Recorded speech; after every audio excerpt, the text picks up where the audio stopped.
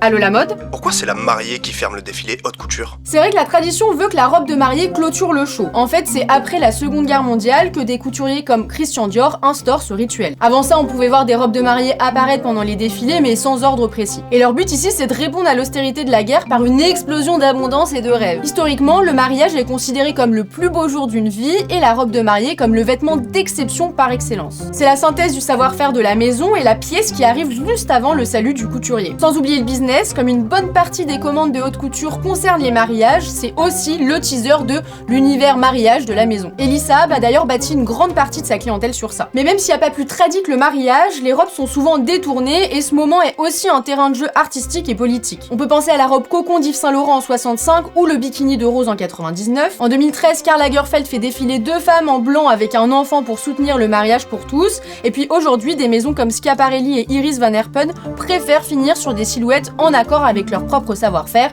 et univers. En fait, la silhouette qui clôt le défilé est une œuvre à part qui n'a pas forcément besoin d'être blanche pour marquer l'histoire.